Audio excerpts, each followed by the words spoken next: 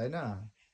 তো আসলে আমরা যে মোবাইল না আমরা যে আমি যে মোবাইল ইউজ করি এবং বইয়ের পাশে আমার মোবাইল পাশে থাকে, যার কারণে ও এটা বুঝতে পারে যে মানে বইয়ের পাশে ওর মোবাইল লাগে।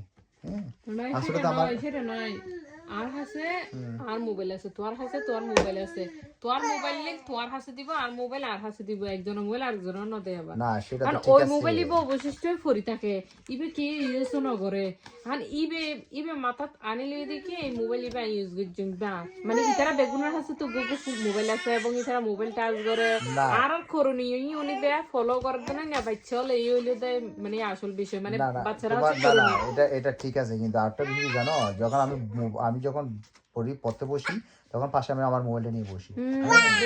হ্যাঁ আর নিজেরা মোবাইল ইউজ করি ইউজ দেখে, করি। আসলে বাচ্চারা এই কারণেই তো বলে যে বাচ্চারাও যে দেখে তবে শিখে, তবে একটা জিনিস যে বইয়ের প্রতি খুব এত আকৃষ্ট, মানে বই বইয়ের সিঁড়ি ফেলাইব, মানে কলম বইয়ের লই প্রতি। চতুর্দিকে মানে মানে কি সার করে তবে ফেলাইব, তবে কাগজ সব পত্র থেকে লই। সব থেকে আমার কাছে এখন একটা স্পষ্ট কি, ও মানে ও পেটে থাকার সময় তুমি প্রচুর মনে হয় বই পড়ছো মনে হয়, এবং লেখালেখি করছো, মানে বই পড়েছো, যার কারণে আমি দেখছি যে মানে ওর কাছে বইয়ের প্রতি একটা অন্যরকম।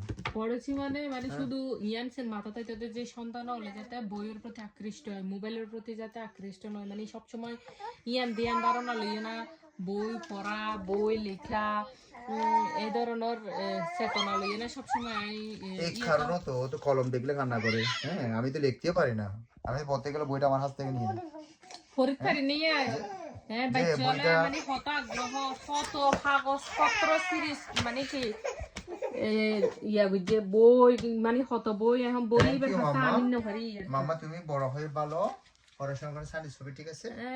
হ্যাঁ কি হবে মাম্মা তুমি? একবারে। তুমি কি হবে মাম্মা? মানে ডক্টর হবে যে? কিছু হওয়ার দরকার নাই, কিন্তু ও বইয়ের প্রতি একটু মনোযোগী হোক, মোবাইল হ্যাঁ মাম্মা, বা এই সমস্ত জিনিসের আমার লক্ষ্মী চেয়েও সোনা, মোবাইল আমার লক্ষ্মী মানে মাম্মা। মোবাইলে সময় না দিয়ে যে ও বই পড়বে, বইয়ে সময় দিবে, একটু চিরাচরিত মানে চিন্তা ভাবনা করবে থ্যাংক ইউ ওইরকম। মাম্মা, থ্যাংক ইউ। ও থ্যাংক পড়তেছে ইউ যে, মাম্মা।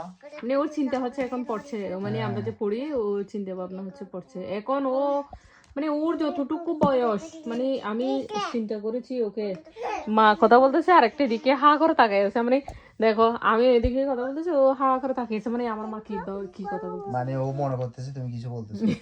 ওকে কিছু বলতেছি, এ হচ্ছে কি কথা শোনার একটা কথা শোনার একটা জাদুকর, এ এর কাজ হচ্ছে কথা শোনার জাদুকর।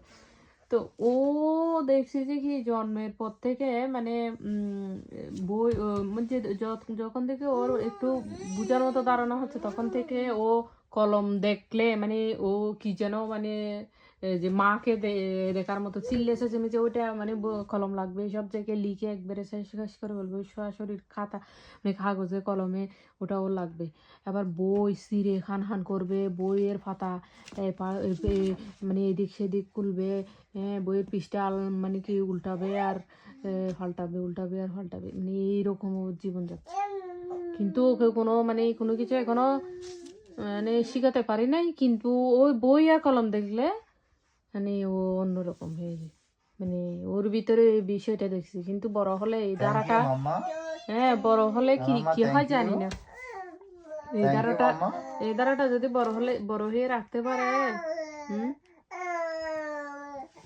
গান করতেছে।